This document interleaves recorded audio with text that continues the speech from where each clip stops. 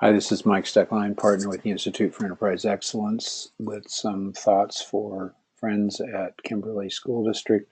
A short video to go through some topics as follow-up from the last brief visit. As I mentioned when I was on site, we have an approach for organizations that want to try to develop a roadmap. And the outline looks like this on this slide here. It's based primarily on this white paper, the deployment model, but also touches on our systems by design because we cover some of those topics as well. Basically, the model is outlined here at a high level here, and in the next couple of slides, I'll go through some items that we've developed for other organizations, but I've included some slides for consideration as it relates to Kimberly School District. So the overall approach that we try to encourage people to understand is what is the difference between the tool-based approach, trying to get results, learning and applying tools and trying to push those tools in systems, versus a more sustainable cultural transformation that doesn't ignore these approaches or these parts, but includes understanding use of guiding principles, connection to purpose, and then design of key systems that will help you to achieve the result. I include this little line here. Sometimes this approach on the left-hand side feels a lot like rolling something out. We call it lean in name only, like linoleum. And we understand that that approach is not going to work. So go on to some of the next slides here. We have this swim lane sort of view on the left-hand side, different parts of the organization that I'll say something about. And again, this is as explained in our white paper. But at the top, the different phases that organizations seem to go through, starting with targeted experimentation, then moving to integration, and then finally to expansion. The swim lanes here include leadership, the key leaders in the organization, and I've got them numbered according to how we try to work with organizations to understand how this will work. The CI team, continuous improvement team, internal resource team, typically an organization has some internal process improvement or cultural improvement team that's trying to help to move things forward. The organization as a whole, I've included up here as one of the swim lanes, and then learning areas down here, and I'll be explaining how that works. The macro system is essentially the larger system of which the organization is a part. So at Kimberly School District, it might be the school board, the community, things like that. So how does this work? The zero phase is really prior to any experimentation. It has to do with learning. And the targeted audience for initial learning is around leadership and the continuous improvement team. And I think this is some of the work that you folks have been doing there. Some of the questions that we ask early on are listed here. It's around the perseverance, curiosity, humility, self-discipline, around sticking with it and trying to really make this a personal and cultural transformation effort. How the roadmap is developed is shown on this slide. This is from a healthcare organization where using Post-it notes, we started identifying key activities and systems. Those are some of the yellow ones. The little blue ones are just some indication of a way to track how far are people moving toward completing those tasks. You know, a little circle with 1/4 filled out, then half filled out, then 3/4, and then finally filled out. So that's the intent about how this is supposed to work. How we use this in consulting with an organization is shown here. So this is the same organization, same roadmap, and after one of the site visits, giving feedback to the organization, showing where they efforts probably would make the most sense, where they should be spending their time. So it's using consultation and guidance from an outside source, but it primarily is owned by the organization as far as thinking about what is their roadmap and how are they moving forward. I mentioned Lino, lean in name only, and sometimes when we introduce this to an organization, they get quite excited. The lean improvement team will fill out a pretty chart like this that shows details about how this is going to work, but leadership hasn't been involved, and they turn this over to leadership and ask them for their support. Leadership says, sure, we support it, but it doesn't work because leadership didn't develop it, and they didn't understand it, and this effort's not going to work. So here's some thoughts, one of the slides I've introduced for your organization. Is it possible that you would benefit from having some sort of a roadmap like this? And do you think it would help you to understand your current state and what some of the next steps are? I'm just asking those questions. It may or may not pertain to you. These are some slides that explain how this transformation effort really is an organic process and not mechanical. And what we mean by targeted experimentation early on is just represented by these dots, and simple systems, simple attempts to try to experiment and try things, and in some specific areas. As it proceeds, those tools and systems start to aggregate together where people can start to see them as simple systems of aligning, enabling, and improving. And when we work with learning areas, we think about how that would apply in that area. So for instance, in a school, could be in a classroom, simple systems of alignment, simple systems of enable, simple systems of improvement. I have another slide on that later. A simple work system, when we work with organizations, some of the initial effort might be in this particular part here, and then as they move more toward integration, thinking upstream and downstream. This may pertain to education. Say this is a certain grade level. What's the grade level before? What's the grade level after? And how do you start integrating those things? Again, just a visual to show how this would connect together. And then as you move toward expansion, it goes from how does it apply across each of the departments or the areas or the classrooms, and then how does it really become integrated, and then move to expansion across the entire organization. This is an important slide that we've introduced to folks, and we're talking about if you really want a cultural change, you're talking about behavior change, and there's many approaches to trying to create behavior change that have been tried. This is the one that we think that has the most likelihood of success. And there's these steps that are listed here. It starts with leaders defining what is their ideal behaviors that they're going to try to exhibit based on their current understanding of the principles that we've been introducing to organizations. And then practicing new kinds of behaviors, and then creating new kinds of conversations in the work that they do. After those three steps have begun, then people can start thinking about how would I build a simple system that's going to help to reinforce and guide those ideal behaviors. Some people want to move quickly to step 4, and they haven't taken the time for steps 1, 2, and 3. And that's another pitfall. Starting thinking about sophisticated systems or even simple systems too soon doesn't always lead to success if you skip some of those important foundational steps. So what are some of those initial experimentation steps that are going on? Primarily in the beginning, it involves the leadership group and the CI team. I think that at Kimberly School Districts, the folks I've been meeting with are primarily a part of that group. And some simple systems are being attempted. You don't know the details exactly of what phase 2 or phase 3 is going to look like. Now, this can frustrate some people, and we can give you ideas about what it might look like for you. But as with any complex adaptive system, it's going to evolve, and you're going to evolve with it. You're going to try to guide it. So the details of what exactly it's going to look like will not be clear, but it starts to unfold over time. It'll get clearer.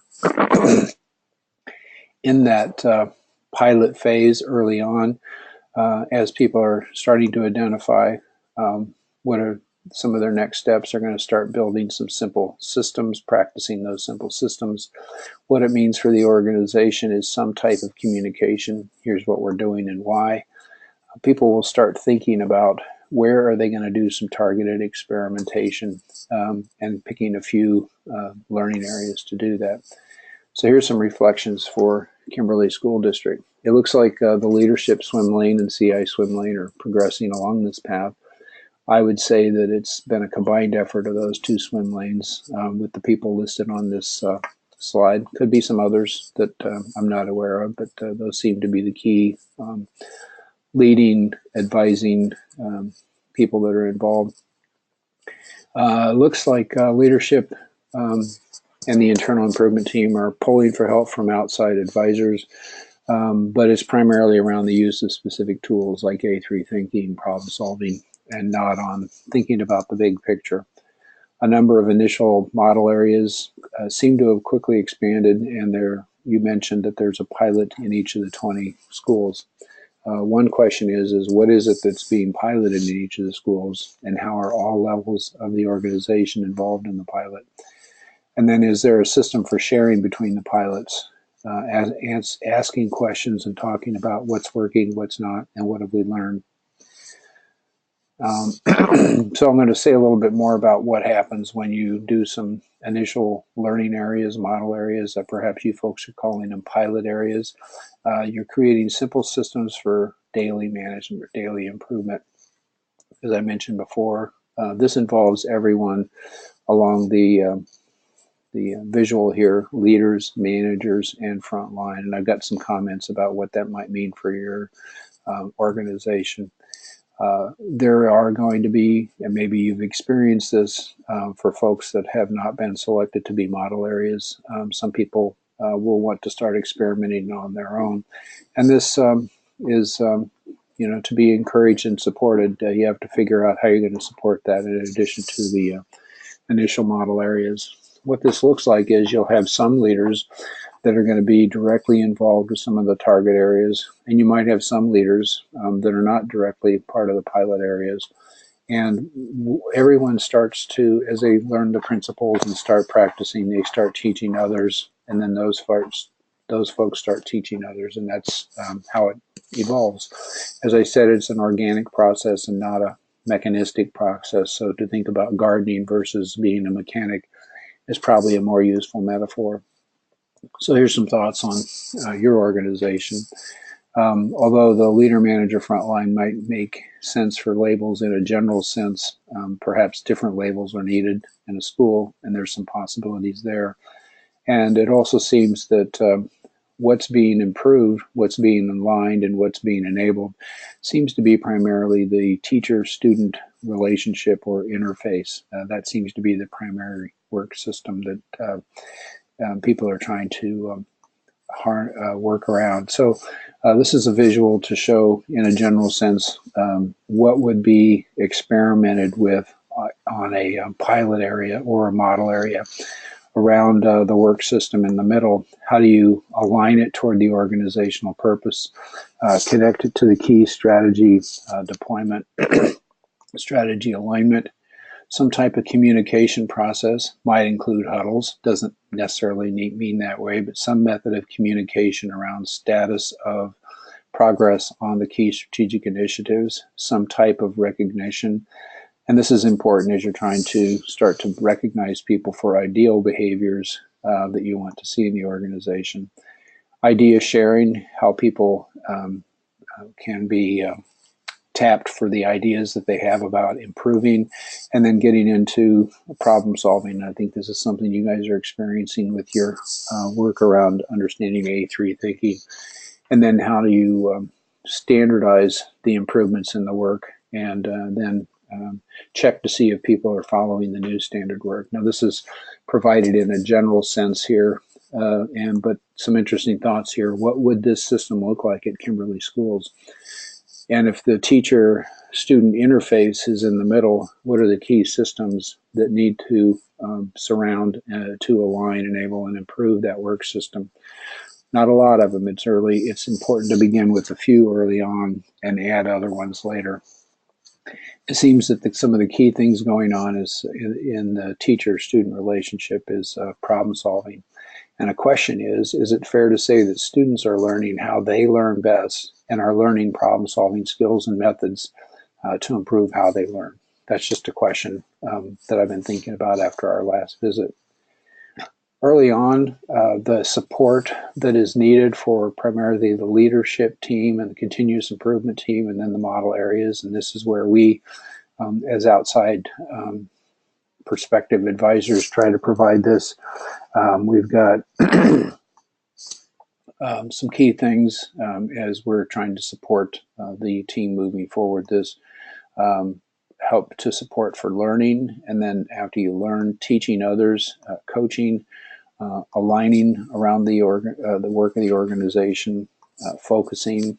That might mean filtering and deciding what you're not going to do, encouraging safety to try and experimentation, building a reflection into the process, and then sharing what you're learning with others.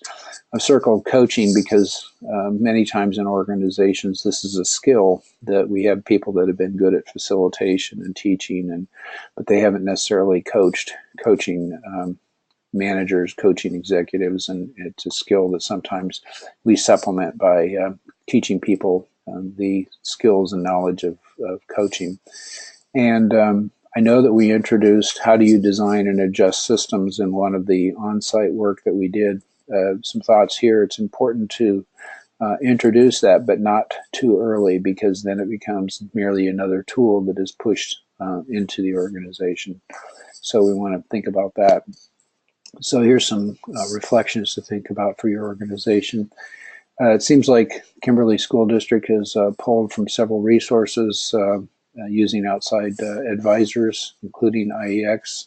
I talked about this earlier. So are you getting the advice and guidance that you need from these particular areas in order to help you look at the overall picture and move the process forward? Some thoughts on strategy development and deployment. I know that you've been experimenting with the X Matrix, and that's great work, and it looks like it's helping you. So strategy development and deployment starts to evolve out of the leadership swim lane, and it's important to encourage it to let it evolve. It seems that what happens in organizations that a new lane starts to emerge as organizations identify key projects or initiatives that need to be pursued, and then how do they guide and support those strategic initiatives. Sometimes this is a resource that is needed in an organization. Sometimes people that on the CI team are dependent upon to help that with, say, project management or move those things forward. And so a question is, how do you continue to guide and support those projects around strategic initiatives, in addition to the work that's already started in coordinating with the learning areas? So again, here's some reflection points for your organization. Really asking the question, where do you think you are on this journey? Are you starting to move past the target experimentation and toward integration? And if that's true, what are the implications? What adjustments need to be made in your key system? And it seems like the use of the X Matrix tool, strategy development and deployment, is clear. One thought, and I didn't necessarily type it out here, is so how, in addition to the tool, do you create a strategy deployment system to move that forward? Some slides here to talk about the relationship between strategy, catchball, the measures, either KPIs or KBIs, and just put a high-level view of the purpose statement. I know that this is a shortened version of what you folks have, but if the purpose is help every student reach their potential, what are the ideal behaviors that people need to be doing every day in order to get the desired results? And we have a white paper on this, talk about true north, talking about the relationship. Here's what we want to see, here's what we would like people to do, and this is what we're going to get as far as the desired results. So what does this look like? KPIs are usually pretty familiar in an organization, measures of performance, and we talked about some of those when I was on site. KBIs can also be looked at in that way. And I think you guys have done some experimentation on this. I would say that perhaps this is still a little elusive as far as exactly what that means. As we work with organizations, people could start to see that at an organization-wide level, there are some ideal behaviors and ideal results that you want to see across the organization. There's another level, what you would like to see at the school level, and then yet another level, what you might see at a tactical or classroom level. And the process of catchball, as you are doing strategy deployment, might be familiar with you. It's a process for getting alignment and focus between the parts of the organization. And it occurs not just with the key performance indicators, but also the key behavior indicators. By what method? And what does that mean as far as the systems that need to be adjusted and put in place? And then the catchball process, as it evolves, goes all the way down into the organization. And this takes time. As it relates to measures and frequency of looking at this, it may be monthly or quarterly at an organizational level. It may be weekly to monthly at a school level, and it could be daily to weekly at a classroom level or at a tactical level. And this is not prescriptive, but just shows that the frequency of monitoring both KPIs and KBIs is going to be different at the different levels of the organization. This long triangle that's shown here indicates that at the organizational level there could be a number of initiatives. What that means at a operational or a school level, the number may be less depending upon what's going on at that school or that department, and even less in a particular classroom. So you don't always see the same number of key initiatives that you're trying to move forward. So some thoughts on Kimberly School District. It looks like the KPIs are getting clearer, but the KBIs are less clear. Is it possible that it's become overly complicated? And the question is, what are the few key ideal behaviors that people at various levels are trying to practice? And do you see that how exhibiting these ideal behaviors is a key driver to getting results? I think that was a part of our conversation when I was last on site.